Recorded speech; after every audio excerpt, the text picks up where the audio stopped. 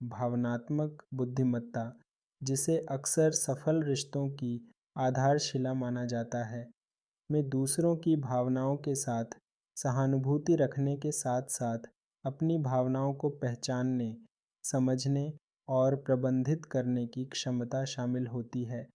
यह व्यक्तिगत भावनाओं और पारस्परिक संबंधों के बीच एक पुल के रूप में कार्य करता है, जो हमारे आसपास के लोगों के साथ बातचीत करने और प्रतिक्रिया करने के तरीके को निर्देशित करता है।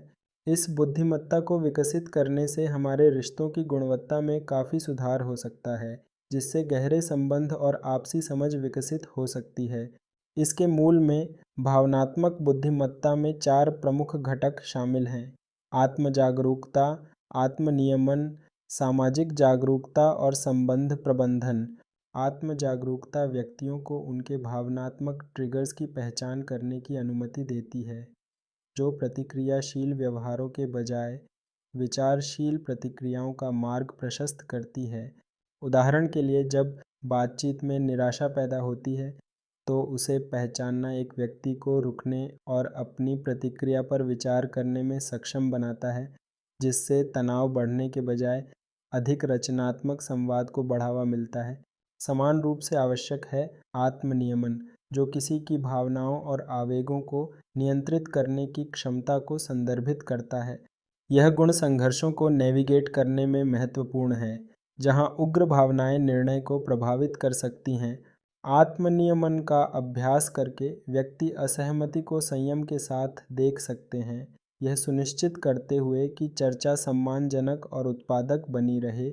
दबाव में शांत रहने की क्षमता किसी भी रिश्ते में एक महत्वपूर्ण संपत्ति है, जो भागीदारों, दोस्तों या सहकर्मियों के बीच विश्वास और सम्मान को बढ़ाती है। सामाजिक जागरूकता दूसरों की भावनाओं को पहचानने और उन पर प्रतिक्रिया करने की क्षमता है। ये पहलू एक कनेक्शन की सुविधा देता है, जिससे सार्थक बातचीत की अनुमति मिलती है।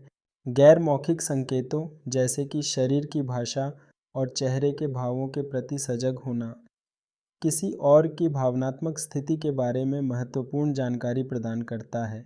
यह समझ प्रतिक्रियाओं का मार्गदर्शन कर सकती है, भावनात्मक बंधन को गहरा कर सकती है और अपनेपन और समर्थन की भावना पैदा कर सकती है। अंत में, संबंध प्रबंधन पिछले घटकों को एक साथ जोड़ता है। इसमें प्रभावी संचार से लेकर संघर्ष समाधान तक स्वस्थ बातचीत को बनाए रखने के लिए आवश्यक कौशल शामिल हैं। मजबूत संबंध कौशल व्यक्तियों को सम्मानपूर्वक और रचनात्मक रूप से मतभेदों पर बातचीत करने की अनुमति देते हैं, जिससे रिश्ते के भीतर सद्भाव और एकता को बढ़ावा मिलता है। सक्रिय रूप से सुनने और प्रशंसा व्यक्त करने का अभ्यास भी इन संबंधों को मजबूत कर सकता है, जिससे दोनों पक्षों को मूल्य और समझ की भावना मिलती है।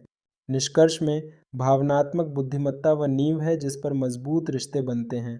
आत्म जागरूकता को बढ़ावा देने, आत्म नियमन का अभ्यास करने, सामाजिक जागरूकता का प्रदर्शन करने और संबंध प्रबंधन कौशल को निखारने से व्यक्ति गहन भावनात्मक संबंध बना सकते हैं और बनाए रख सकते हैं।